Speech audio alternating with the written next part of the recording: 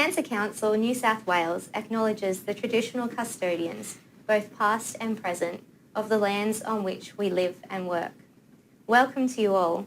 My name is Lauren McLean, and tonight we will be talking about communication and dealing with all of that stuff that people say. Regular viewers might notice a bit of a change to our layout this evening. It's part of a very exciting new webcast platform. I'll explain the new functionality in just a moment. A reminder that the webinar this evening will be recorded, so everyone who registered will be sent a link to the recording, so if you miss anything tonight, don't worry, you can catch up at a later stage. If at any stage this evening you need to speak to someone urgently, please do not hesitate to call a Lifeline counsellor on 13 11 14, available 24/7. So let's get started. First, I'd love to introduce our panel. With us tonight, I have Mick, Gabrielle and Sophia. Hello. Thank you for joining us. A quick note on our new functionality. You'll notice in the top right of your screen you have a few buttons. Not this one this evening, but you will see this on the recording. It allows you to move through the slides. If you'd like to join our chat box tonight, click on the purple icon, which will allow you to connect with others and submit a question to our panel. We also have some resources. If you'd like to download them, you can click on this and you'll download some further information and support. Before you leave tonight, we'd love for you to complete our exit survey, which can be accessed through the yellow icon, or it will automatically pop up if you watch right through to the end, which we hope you will. If we need to push out any alerts or announcements throughout the webinar, you'll see the number change in your red icon, things like technical difficulties and the like. If you want to see where all our other attendees are tuning in from, click on the map, which will open up another pop-up, and you'll be able to see across Australia and maybe even internationally where our attendees are joining from this evening. For any technical assistance or help, click on the help icon, and some further information can be found here.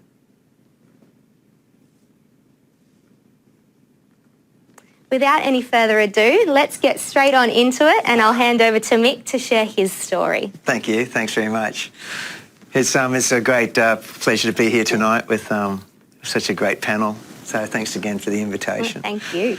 When I first saw the title, I was quite excited because I must admit I've now been out of hospital now for about 4 years, and there's a lot of stuff that still keeps coming up with a lot of people that approach me and see me, and some people who haven't seen me for a period of time, and some people who were not aware that I was actually ill over a period of time. So I'm a firm believer that I can't really control their stuff, but what I can do is control my stuff.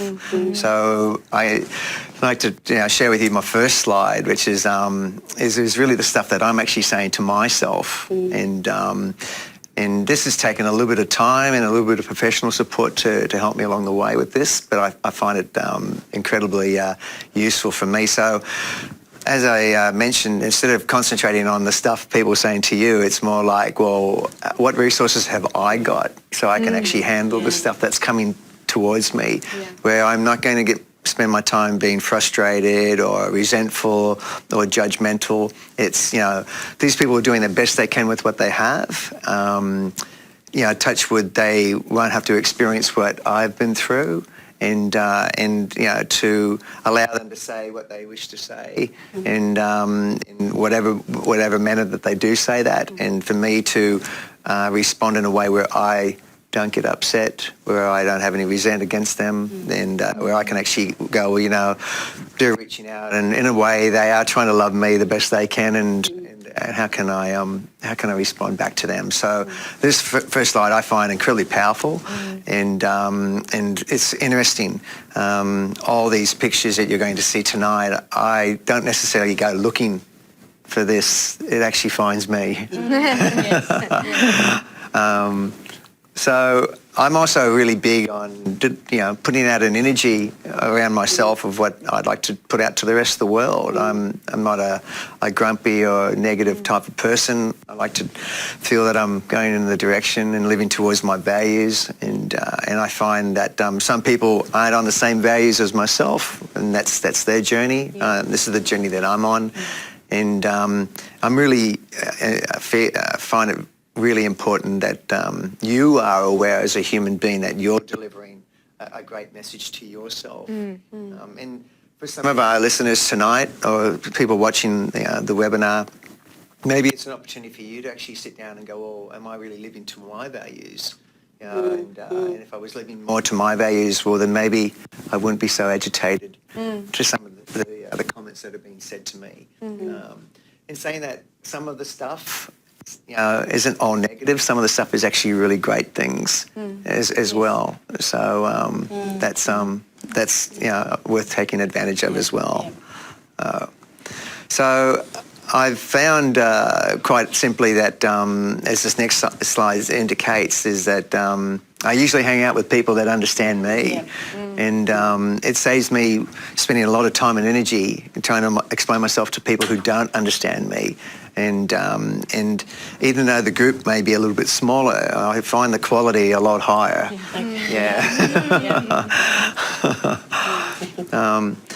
Another great thing that I've done since coming out of hospital is I've been associated with a lot of people who actually came through with my group. And believe it or not, Pete and this photo is a really great friend of mine who I knew before we went to hospital, and then we ended up both in hospital.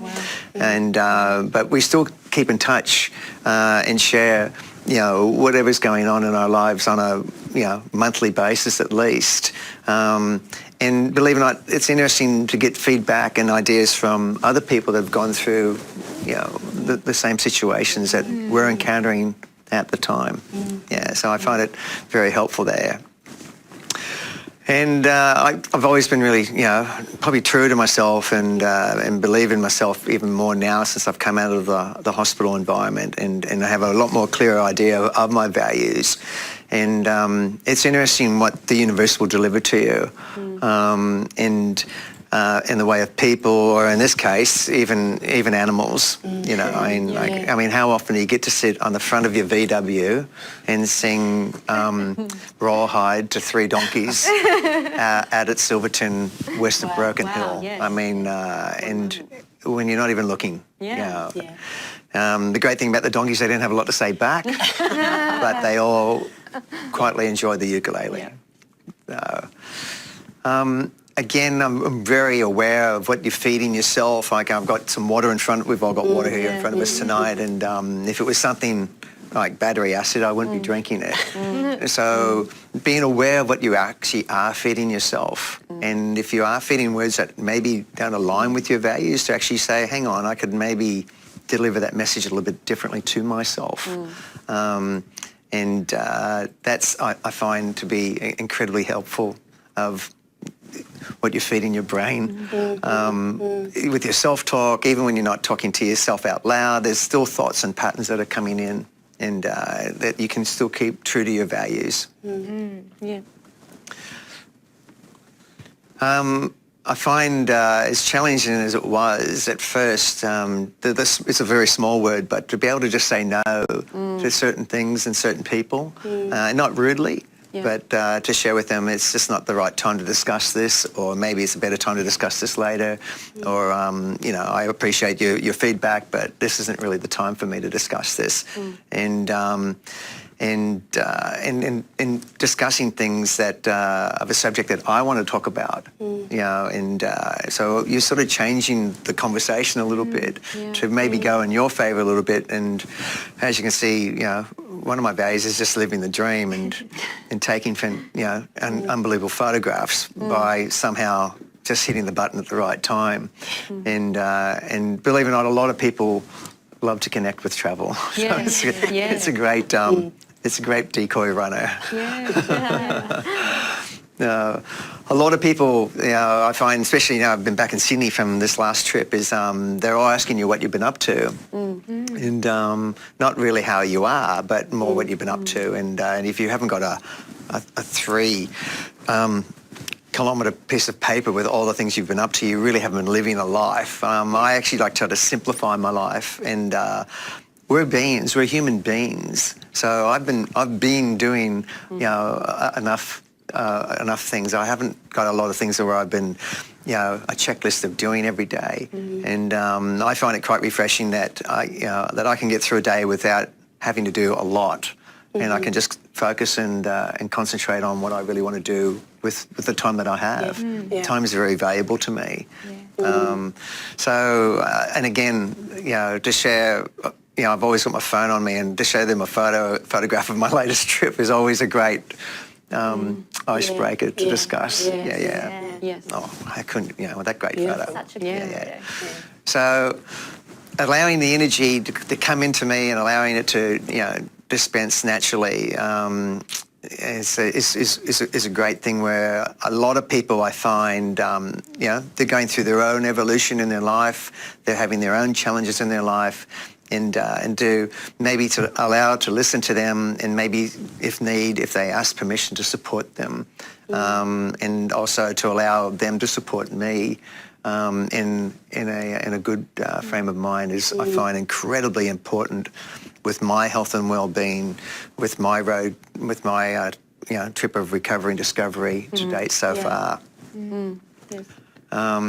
So that's just a short 15-minute summary of dealing with the stuff people say. And sometimes it's not said, sometimes it's actions. I find being a male in Australia, for example, I don't drink alcohol anymore. And that's a huge thing, to go to another man's house and not have an alcoholic drink with them. In a way, it's a disrespectful thing in Australia. And a lot of men really struggle when I come to their environment and not drink alcohol. And a lot of men have come back to me and gone, Mick, I wish I didn't have to drink alcohol. So in some ways, when a little bit of the dust settles, people, have got a little bit of time to think themselves and reconnect and go, Mick, I can really appreciate what you're doing and how you're living your life, and maybe you can give me some tips. I'm not saying that it's all squeaky clean and perfect, but to be able to give someone a gift and for them to unwrap it and utilise it to make themselves a better person for the world and to make them a better person for society is it's absolutely priceless to be able to do that to someone. So wow. That's my take on the stuff people say. Wonderful. Thank you so much, Mick. That was so honest, and I'm sure there's many people out there connecting with a lot of things you've just said. So thank you for taking the time to share your story and some of your amazing photos from your trip and your road of recovery and discovery, I think you call it. Yeah, it's great. So thank you. Thank you. Okay. I'll hand over now to Gab. Thank you. Thanks, Mick. Fascinating story. And I think Mick's really highlighted the importance of communication, speaking to other people and being honest about what's going on for you. So my talk today is actually about peer support and how that can help people who are dealing with cancer. And the work I do at Cancer Council involves survivors, but also people who are living with more metastatic cancer. These days, I guess there's much better treatment. People with metastatic or advanced cancer are living a lot longer. They too are dealing with these questions and the stuff that's happening. So my talk, when I'm going through it, will include survivors, carers, family, friends, and people living with cancer as well. I'll quickly go through what peer support actually is in case people don't know. I will then go through some of the annoying stuff that we do here within the groups and the counselling and the other online communities and things that Cancer Council runs. We'll cover some strategies of what to do, and then we'll just very quickly cover how peer support will help you. So what is it? What is peer support?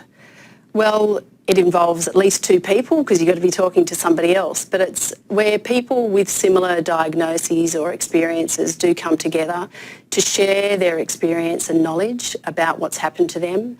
It's a great place to provide emotional and social and practical help as well to each other, speaking from much more insight and a lived experience. And it's also about being encouraging to each other rather than telling everybody what to do, which sometimes people, although they're meaning well, it's really not the right approach. Peer support can be one-on-one, that's two people talking together. It can be in a group situation, online, face-to-face, or over the phone. So it can be accessed in many different ways. Peer support is based on a mutual aid model of support.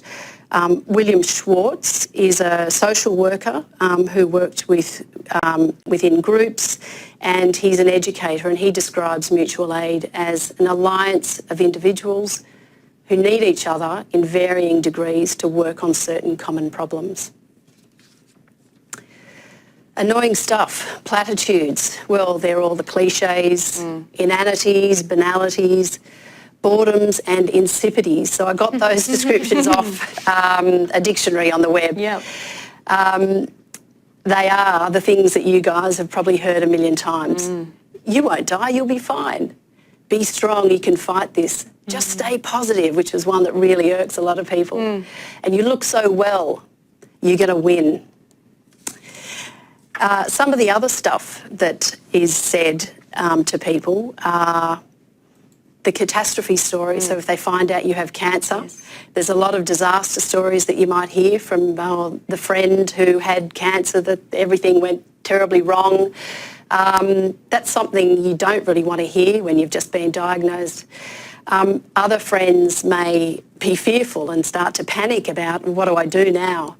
What I've heard people say is they really don't understand the word metastatic. They don't know the treatment is forever. So that's a quote from one of our groups. Other stuff that happens is you have all these well-meaning or disappearing friends. So the well-meaning friends come along with a whole load of fixes and miracle cures that they've heard about. People might say to you, gee, you look well today, but they actually don't know what I'm like on the inside. So they're trying to be helpful, saying you look well, but they don't know what it's like for you. Yeah. The other thing that's quite common is people you thought would support you don't. They just disappear. And then the pleasing thing, though, is you have other people that come out of nowhere that you wouldn't have expected might help you. And I don't know if you've experienced that, Mick, but... Very much so, Yes.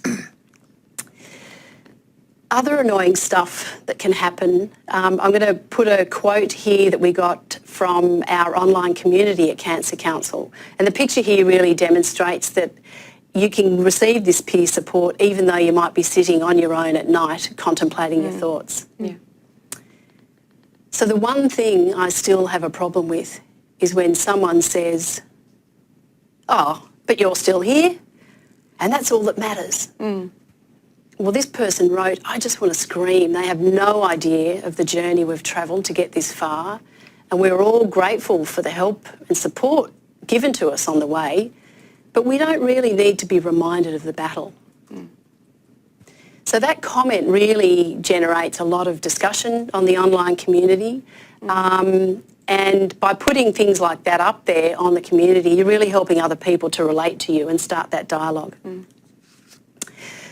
Annoying stuff that can affect carers.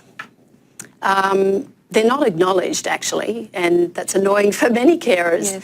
Other people don't actually ask how the carer is. The focus is on the patient. And they can feel quite irrelevant. And the carer groups that we run, we hear this all the time. They often describe that we have cancer and we have treatment and we're going to appointments. So it's very real for the carer. And what we've heard is, as a carer, you are living with it too. Carers can also be the frontline protection people. So they sometimes might feel that they can't actually say how they feel about what's going on. They can be extremely distressed. There's lots of research to say that carers are very affected by stress and anxiety and depression. But they have to remain strong, or feel that they have to remain strong. And they can often bear the brunt of the emotional impact of what's going on for the person they're caring for as well. They can say, he looks okay, but I feel like screaming to other people, but he's not okay. So there's a lot of frustration there. They can be scared of actually saying the wrong thing as well, and may tread on eggshells around other people outside the family, but also the person who they're caring for. And they don't always know what to say, and they're afraid of saying the wrong thing often. And I've heard one woman say, it's unthinkable that I don't know what to say. So there's a great source of agony for that person. Yeah.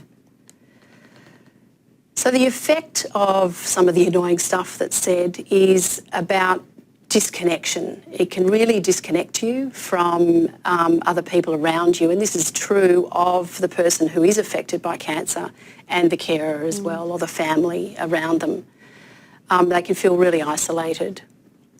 I put this mask up here because, you know, this is something you can feel like you have to put on a facade, or you might feel like a fraud say, if you're looking okay with your cancer. And so people don't really understand that you're still affected by the cancer, or you're still affected by the treatment. And also the reality of your situation is not acknowledged if people are not really speaking openly to you and they don't understand your situation.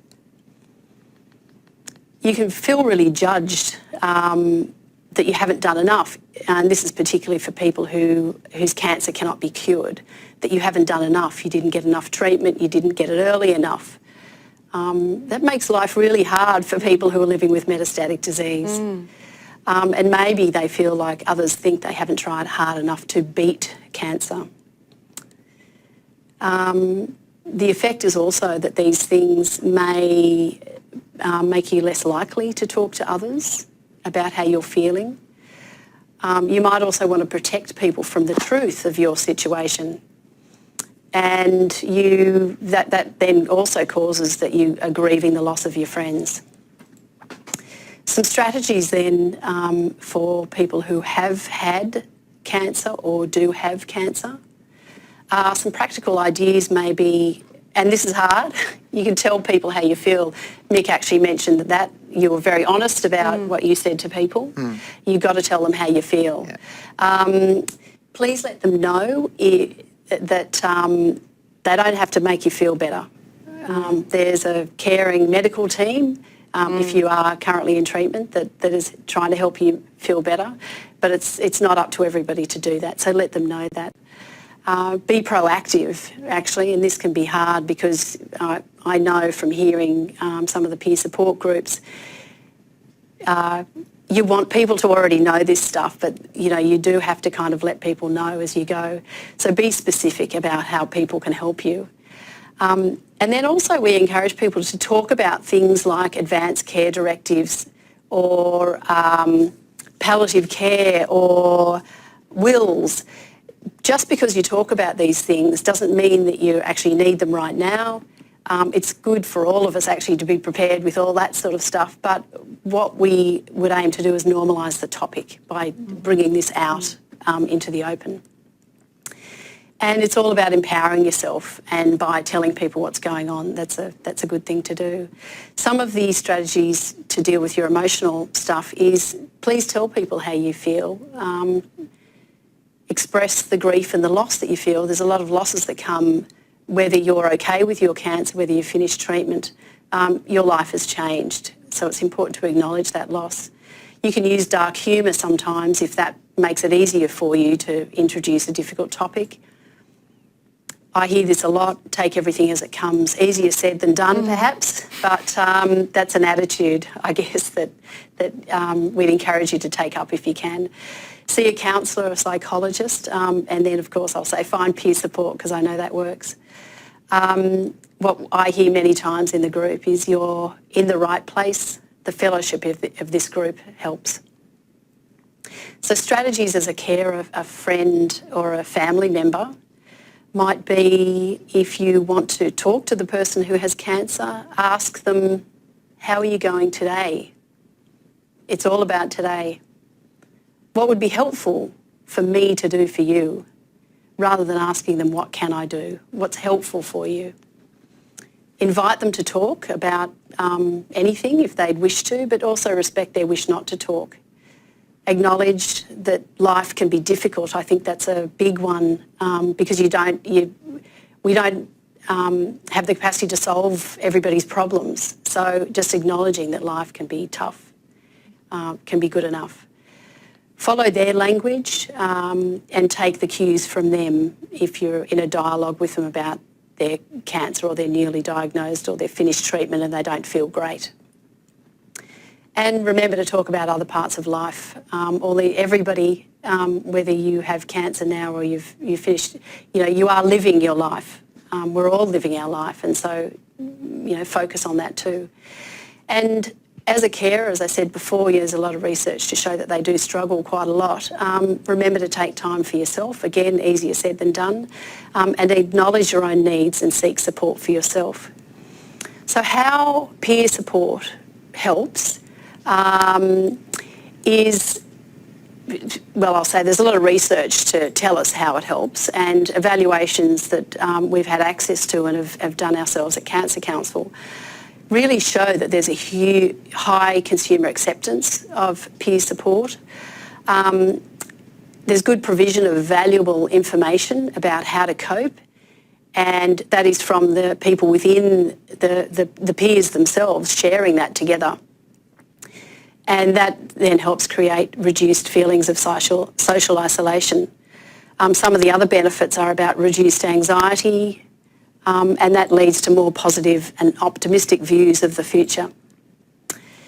So peer support, use it as a tool to help maintain a better quality of life and to learn from other people who've been affected by cancer. And you gain empathy from these people because they have walked in your shoes. Yeah. And I want to actually thank Sally Carveth, one of my team members from work. We worked on this presentation together. But also to the clients who we have worked with over the years in our peer support programs. Without their willingness to speak, their openness, their courage, their vulnerability, which they bring to these groups and other support services, their humour, and their spirit, I wouldn't be able to share all this stuff with you today, so thank you. And over to you, Sophia. Thank you so much, Gab. That was wonderful. Just very quickly, unfortunately, we are having some technical difficulties with the chat box this evening. We're working really hard to get that up and running for you all so that we can hear from you. So please bear with us, and hopefully before the end of Sophia's talk tonight, we'll be able to take some questions for the chat box, so we apologise. But in the meantime, some great conversation happening around the panel. So over to you, Sophia. Thank you. Thanks, Lauren, for that. And thank you for giving me the opportunity to be on the panel. I think this is a really interesting and practical topic that cuts across all facets of the cancer experience. So I'm particularly pleased to be here on this topic, and thank you for acknowledgement of country on behalf of all of us this evening. So much of the content that I want to discuss has been beautifully covered by Mick and Gab. So that's an easy wicket for me to play. I can just fill in the gaps with some of my comments. What I'm going to try to speak about tonight is roughly under these three headings. Briefly touching on why is this an issue? Secondly, briefly discussing why these situations occur and why do they occur so often? And then looking at some specific strategies for how these situations could be managed. And I'm going to try to hang that off the idea of what happens at Christmas gatherings, because that's coming up for all of us. All of us are going through that process of wrapping our heads around what the next few weeks holds for us. And for people experiencing cancer or for carers, this can be a time of increased stress. So I know certainly in my clinical practice, Christmas plans are discussed very often at this time of year as we assist the people we work with, the clients we work with, to plan how they're going to manage their Christmas period.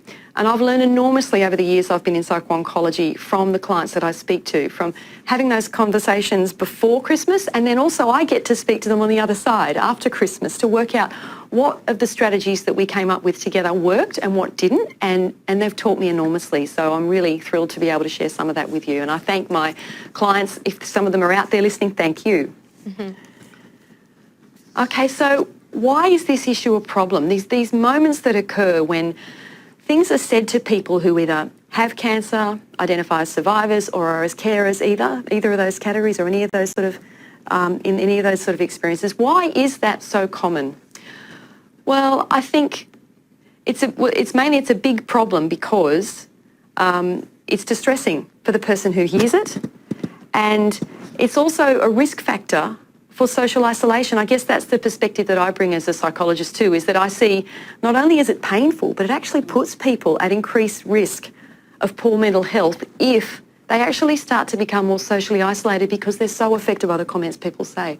So it's really important that we support people to do whatever they can to increase their odds of getting out and about and living their lives the way they usually would. Why does it happen? Let's just go back to that topic. Why does this happen again and again? I think the first thing to acknowledge is that it happens because we're humans and all of us get it wrong sometimes. The years that I've spent with the privilege of sitting down, speaking at length, in depth with people who've gone through this experience and listening as deeply as I can to that, I stuff it up all the time still. And my clients will attest to that. I do my best, but sometimes I miss the mark. And sometimes I miss the mark with my family and friends who have cancer as well. Even with the best of intentions, we all don't quite get it right sometimes.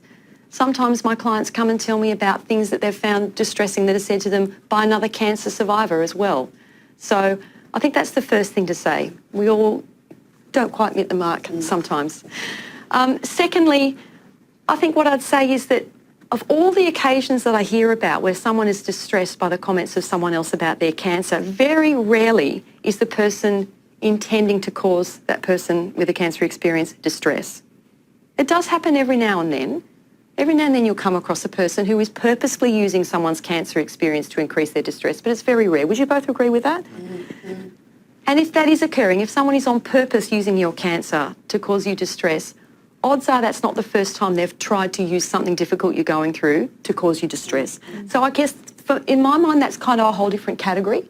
And that might be a conversation for another day. But today we're just sort of talking about those much more common experiences that are much more like social clumsiness, or where someone means well but says something that just does not land well with you. So what are the causes of that? I reckon some of the most common causes that I hear about time and time again are firstly standard social clumsiness. You know, those foot in mouth moments where even the person who's made that comment then says to themselves, oh, gee, what did I say that for? Can't believe I said that. You know, that happens, okay? Often that happens because the speaker, and I should just say in this next part of what I'm going to say, I'm going to use the word speaker and hearer, just because the hearer might not be someone with cancer, it might be a carer. So that's why I'm using the word speaker and hearer, okay? So sometimes those social clumsiness moments are caused because the speaker is themselves upset about the cancer situation. Sometimes it's due to a difference in coping styles. If you have two people who are meeting together socially and one of them is an emotionally expressive coping style, but they're speaking to someone who might have cancer, they might know has cancer, but they have more of a stoic, reserved coping style, that difference of coping styles can lead to these moments happening. Similarly, if people are coming from different cultural backgrounds, different cultures have different guidelines and etiquette about how you deal with any chronic illness. And sometimes those things aren't well matched. And I'd even include in that, when I think of my own family, like my own family, generally I would regard that as one cultural group, but even people in my family who might be 50 years older than me or 40 years older than me, they have really different etiquette about health and cancer. And so even within one cultural group, different age groups can have totally different cultures about dealing with cancer, if you know what I mean. So I think that sometimes leads to these situations arising. Sometimes if people get stuck and they don't know what to do, they automatically go back to offering the person the sort of comment they think they would find helpful if they were in that person's situation. Sometimes that's what's going on. Or sometimes these moments are due to the speaker's desire to help, overriding their awareness of how their behaviours are landing or affecting the other person. And sometimes that's just it's so uncomfortable to feel powerless when you're in the face of someone you care about who's suffering. And I think that's uncomfortable for a lot of us, and sometimes that can lead us to clumsy behaviour. I think one commonality about all of those categories is that these comments might be said to you, but most of the time they're not really about you. You know, that the reasons why people say these things are often much more to do with the person who's saying them than about the person who's hearing them. Would that ring true for both of you? So I think that's just really, I'm not suggesting that means you have to let it go through to the keeper or not address it. I just think it's important to keep that in your mind if you find yourself walking away from those sort of encounters thinking, he's right, I am lazy, or I have dropped the ball, or I am a sook. The person's probably not thinking that at all, and they might not be thinking really about you at all when they make that comment. They're just doing the best they can in that moment. Okay, so let's talk strategies here briefly. Okay, so these strategies, again, as I mentioned before, are just things that I've heard about, discussed in my clinic room a lot, or what I've read about in the research and literature on these topics. And the strategies I'm going to go through now, none of them are a good fit for every situation, and none of them are a good fit for every person. So please just take what you will from them. And some of them I'm going to say they might jump out as not a good fit for you. So they're not compulsory. I just want to say that. Okay. And as I mentioned, I'm just going to talk kind of hypothetically about the situation of attending Christmas get-togethers. They could be office catch-ups. They could be family gigs. Let's just talk about it in that structure. But a lot of these strategies are, of course, appropriate for any time of year. Okay, so prior to the social event, the first thing I'd suggest is actually decide whether you really want to go or not. Don't say yes because you feel you have to. If you've had a really rough year for whatever reason, you might say to yourself, I really only feel like I've got 3 Christmas get-togethers in me this year. I might have 7 invitations, but I can't compromise my well-being if I go to all 7. And I'm going to pick the 3 that fill up my tank most, that fill my needs the most. That's okay. There are some types of social events that I feel are particularly difficult for people who've got either compromised physical health or are just not chugging on a full tank emotionally at that point. And when I think of that, I think of things that once you start the event, you're kind of locked into the end, like river cruises, harbour cruises. I'm from Newcastle, so a big thing around my way is a Christmas get-together at the office that might be a bus trip to the vineyards. And once you step on the bus, you can't come home for 7 hours. You know, I always advise clients, just think really carefully, that might not be a good fit for you.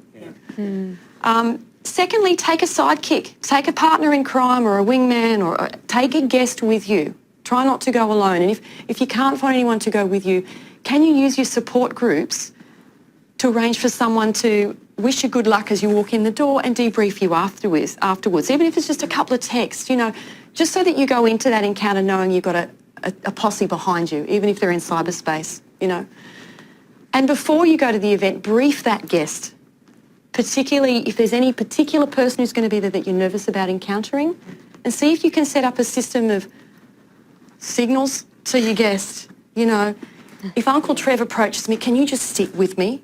Yeah. You know? And if I say, honey, I'm feeling hot, that actually means get me out of here. Yeah. You know, strategies like that I think can be helpful. Going into that social encounter, having a few questions for other people or topics for discussion up your sleeve that you can just whack out quickly. And you might have a room full of 50 people, but you only need 2 or 3 topics because you're only going to talk to people briefly, you know what I mean? That can be enormously helpful. Setting yourself up with a quick getaway. So what this might look like is contacting the host of the event beforehand and saying, thank you so much for your invitation. As you know, it's been a rough year for me and I'm not doing so well at the moment. It's none of their business whether that's physical or mental wellbeing. It's none of their business. Just letting you know, I'd love to come, but I probably won't be able to stay for the whole thing. I'll just get too tired. So is it okay with you if when we're ready to leave, if we just quietly exit and I'll send you a text to let you know we've gone? Is that okay with you? That can make an enormous difference and make you feel more like you're able to attend. Also, sometimes I think it's useful to remind yourself that there's people all over the state going to Christmas events at the moment who are really nervous about attending. Sometimes that's not to do with cancer, it might be really different reasons, but you're not alone in this experience. And I think there can be some comfort in knowing that sometimes. Right, when you're at the event, a few tips here. Similarly to what I was just saying then, be aware that there might be other people in the room who are doing it tough, maybe for very different reasons to you. Sometimes they're really good company. Sometimes you can sit in the corner and say, yeah, good on you 2018, don't let the door hit you on the way out. You know, you've got someone to share that with. Choosing your response to someone, if someone does say something clunky or awkward to you, it's okay to choose your response based on how you feel in that moment. Sometimes you might not feel like confronting that or directly addressing that, and that is okay. You're not letting the team down. Sometimes the most effective time to address that behaviour is actually after the event. It might take a discreet phone call afterwards when you don't have an audience or you don't feel under the pump. So don't feel like you have to respond right then and there. We mentioned having a predetermined signal for your guest and not expecting yourself to stay until the end. And also, during and after the event, I think it's really useful sometimes to notice all the people in the room who didn't stuff it up. There may be one or two people who don't quite hit the mark in how they approach you or how they address what you've been going through, but there's going to be a lot of people who don't, and it's good to notice them. And also just be aware of yourself that if someone else's clumsy comments have triggered distress for you, and if that emotion hangs around, get some support through support groups, through your counsellor, call up Cancer Council New South Wales, and maybe increase your self-care for a couple of days particularly, just to help carry yourself through that. Okay, here's a little rough formula that I've garnered that seems to work for people in how they come up with the comments of what they actually say in those awkward moments. There's other ways to do this. This is just one way of going about it, okay? And you see as you read through this is not rocket science. This is just more of a summary of what I hear works. Mm-hmm. Firstly, identifying what the comments are that upset you the most, which might be quite different to the other people that you know. Is it their minimising comments? Is it that battle language about you're going to fight it, you're going to pull through? Is it the positivity stuff? Is it pokey, nosy questions about treatment and prognosis? What is it that really upsets you? Identify that first. And then think about a response style that might work for you. So I've just listed 3 here. There's heaps. I mean, that could be a fantastic session to do to just brainstorm all the different ways people respond. I've just listed 3 that came to mind first for me. Factual and warm, or factual and concise, or black humour, and we're going to talk about those in a minute. Take the time to think through before the event or maybe even practice a few options of how you might respond. You might be chatting with your wingman or your wingwoman in the car on the way to the event and just role play them through. That's not stupid. That can actually be helpful, and it can actually bring down your stress as you walk through the door enormously. And when you do that, maybe try practicing it as a 4-part little interchange, like kind of assume the person is tactless enough to not drop the topic immediately. So you're going to want to practice something that goes speaker, hearer, and you'll see that in a moment when we go through a few. Muck around with, experiment with the idea of softening the impact of what you're going to say with your facial expression and with your vocal tone, if you want to. That's a way that you can kind of soften how it lands on someone. That might be useful sometimes. And get in the practice of trying to end what you say by redirecting the conversation with that person quickly to something entirely different. Okay. So we're going to have a crack at a couple of these now. Mick and Gab have very generously offered to role play a bit here. Are you feeling in the zone? I am. Going to bring the heat? Okay. Yeah. All right. So we're going to kick off with this one, which is kind of a go at the factual and warm style. Okay. Okay. And go. So, Mick, it's bowel cancer, is it? I had a sister who had bowel cancer, and I tell you what, she suffered. It was just awful. And what are you going to do? Well, I've got the opportunity to actually read off this and just go ad-lib it. And, I'm going to just swing a bit ad-libbing here. Yeah. And it's more like, it's great to see you, and thanks for sharing that with me about your sister, and, I wish her all the best. Yeah.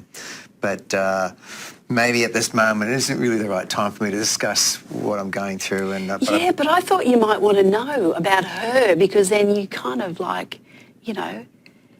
you might be in for a horrible time. Yeah, look, I appreciate your talk, your comments here, but I've got an incredible medical team around me who have got all qualified and and a great understanding about myself and that, and I with no disrespect, I think I might roll with those guys. Yeah. Fair enough. Beautiful, beautiful. There was so much about that worked. And that was really genuine from your response, wasn't it? Okay. But it was effective. Yeah. It was effective. Yeah, okay. Do you want to have a go at this next one? Sure. Look at you. You're as fit as a fiddle, Mick. I haven't seen you for ages. I guess your cancer's well gone now. Well and truly. Look, fair enough. I get this a lot. I got wheeled to the door 4 years ago at 49 kilos, and so I'll be honest with you. What I've been up to, I've been doing a lot of eating.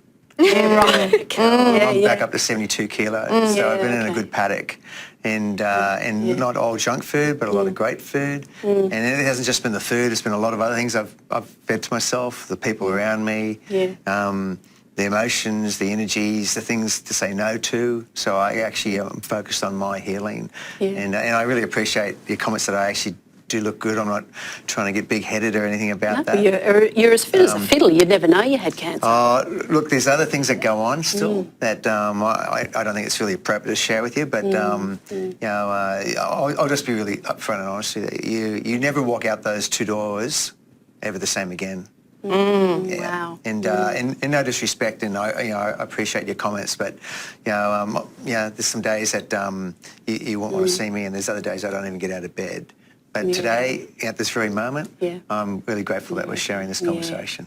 Great, great. I love it. That moment when you said, "I'm going to be honest with you," that actually shifted it, didn't it? That I did you felt feel really like bad. that actually comes through, and you really heard that then, didn't you, when you used that phrase? Okay. For So sure. in saying that, though, it's we've only got so much time in the day. I've only got so much time, and if you or the listeners can actually, just politely nail what you really want to say without it dragging on for another couple of minutes, where they're actually still nitpicking a couple more things into you and putting on a couple more switches in the left part of your brain, where you can just be fair dinkum authentic. You're not being egotistic. You're not being sarcastic.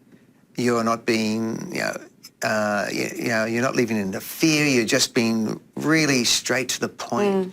And not just by verbally saying it, but connecting with that person authentically with your eyes, with your breathing. You are really exposing yourself completely to the person who are firing these questions at you, that you've got no armour, you've completely surrendered, and this is how you're going to deal with that question. It will give you not so much a big head and a big power play, but it will give the person asking these questions an education, a very quick education of like, right, he has drawn his line in the sand.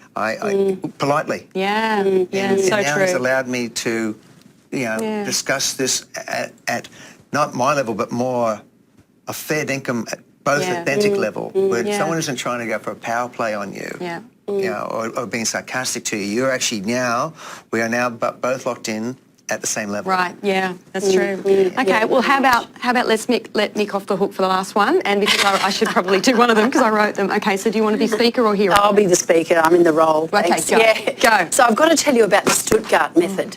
It's new and it saved my friend's life. I mean, after he was told he had only 6 months. Stuttgart method. Yeah. That would be number 27 this month of Miracle Cures that I've heard. Isn't it fantastic? Our Medogs are going to be out of business soon. Oh, that's going to be a wonderful, wonderful day. Yeah, but I've heard about this Stuttgart method. It's going to save your son's life. I mean, you've got to be serious about that. How about I send you some stuff? Thank you, no. Thank you. Do not send me anything at the moment. Thank you. No, we're working with this team of Medogs, and we're just going to systematically work through all those miracle cures. When yours comes to the top of the queue, I promise I will contact you. But anyway, what are you doing over Christmas? I haven't seen you for ages. Blah, blah, blah, blah, blah, blah. Yeah, there you go. Okay. So I think there's not much. All of that stuff on that summary, we've actually all discussed. I think... for sure.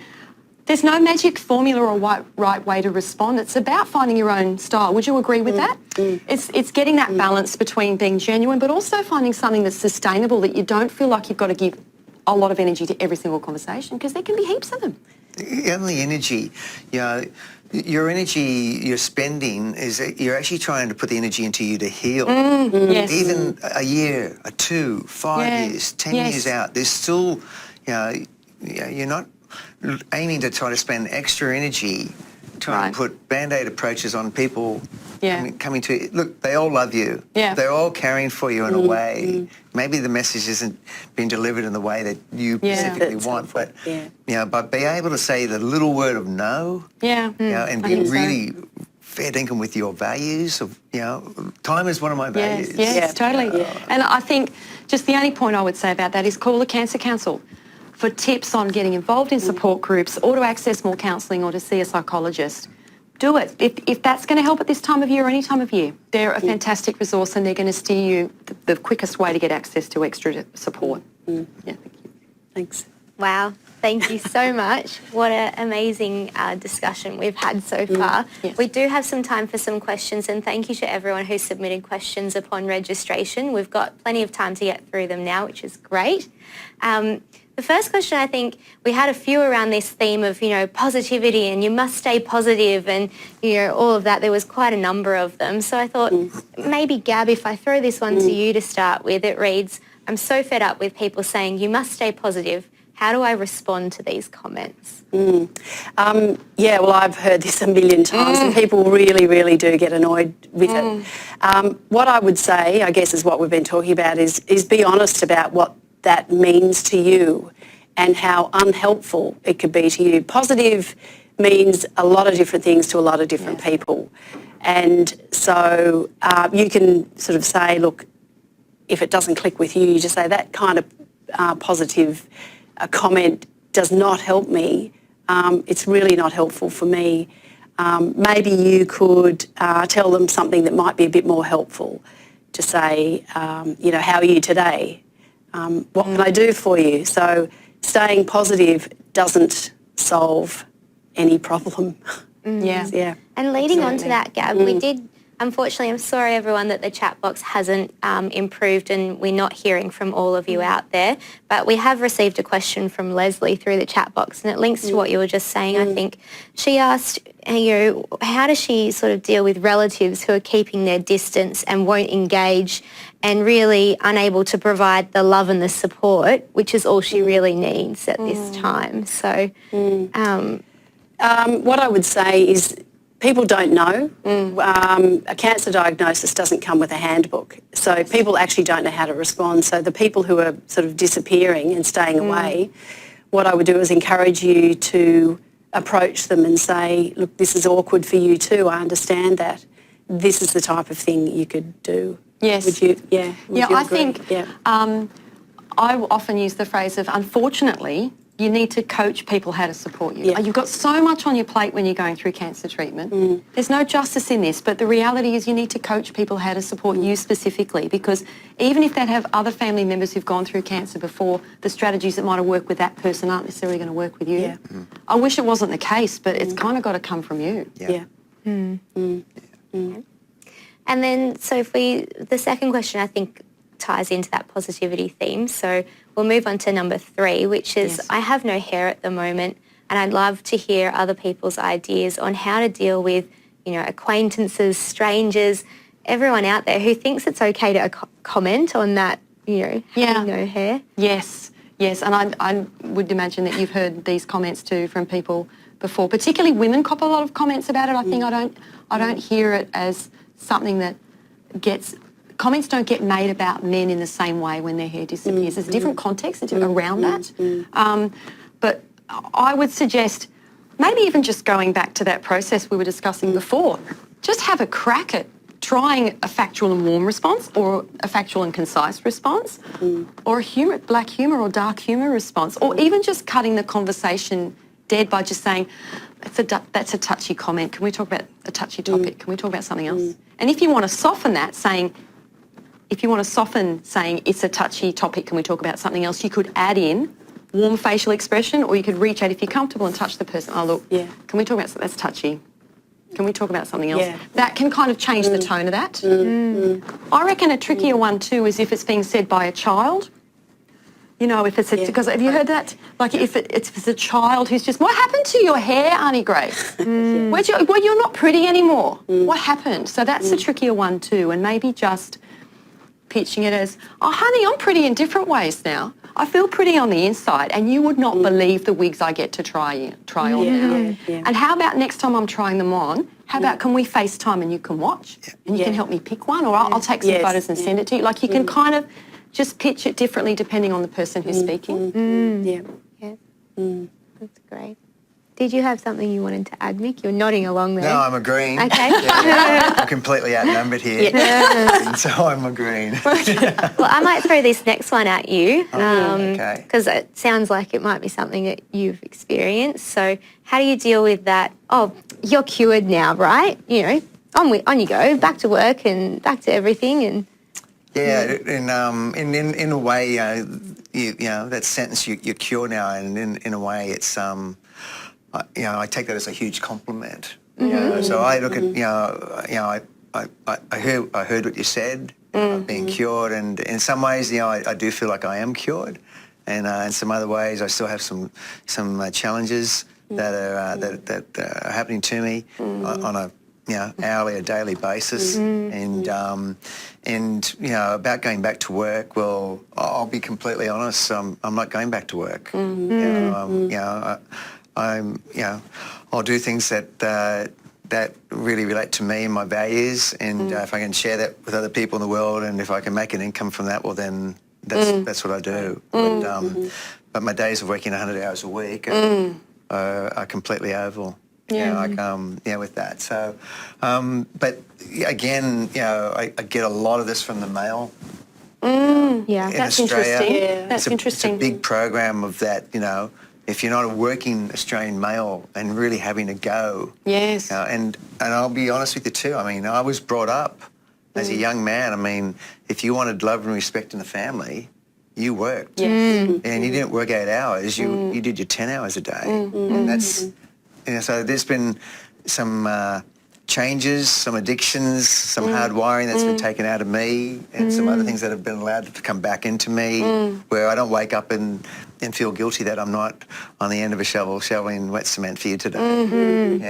And I'm doing what I really want to do, and it has a huge effect on a lot of males. Yes. yeah. And just to add, I think people are always hopeful that cancer is always cured. Yes. And it's not always cured. You live with the effects of treatment, you live with the effects of cancer, and you live with the notion that it might come back, or you're living with metastatic disease. The people at large think that everything can be cured and should be. Yes. So this is, I think, part of the challenge is for people affected by cancer, negotiating that. Yeah. I was also going to just mention to fast track it just in the last minute here, is that maybe if there's a tsunami wave of questions coming to you from all different people, that you actually invite them to your place and you actually sit down. And you might put on a morning tea or something, and you get up for half an hour and you go, this is where I am at this present moment. I'm not going to go into the full details, but, this is where my hair is, this is where I'm feeling, this is the treatment I'm having, this is how I generally feel at 8 o'clock at night, this is how I feel at 7 o'clock in the morning. Sometimes I can't get through the day, sometimes I can't even get up through an hour. So you're sharing and educating these people, and not telling them that you need help, but you're just delivering an education to them, so they have a much more of a empathetic understanding of where you are, and to do it in one group. In a half an hour instead of spending at a party. And you're thinking, oh my God, there's 150 people and they're all going to be asking me those same questions. Yes. Yeah. Particularly if your value is time. Yes. Use it well. I'd rather be talking other things about you. Thanks, Mick. That's wonderful. So thank you all for joining us this evening. Please remember that the Cancer Council is available 9 a.m. to 5 p.m. Monday to Friday. For any of your cancer questions, further information, support, get linked up with support groups, peer support, our online community. Any questions to do with cancer, call 13 11 20 and our consultants will be able to direct you according to your needs. Also a note that we have our Cancer Council online community, and we've started a forum on there this evening where we'd encourage you to jump on and continue the conversation around communication and dealing with all this stuff that people have said, and particularly seeing as though we didn't have our chat box tonight, it might be a great opportunity for you all to share one another's stories and connect in that peer support, which Gab has highlighted as such a wonderful way to help us all through our cancer experience. So join us on the online community for some further conversations on this topic.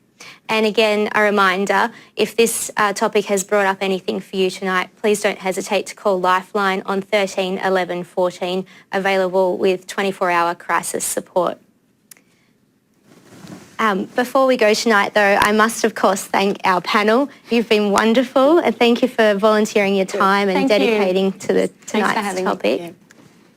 And before you leave tonight, if you could please take 5 minutes to complete the exit survey that will pop up when you exit tonight. We'd very much appreciate your feedback. So thank you, everyone, and until next time, we look forward to you joining us again. Good night. Okay. Good night. Bye.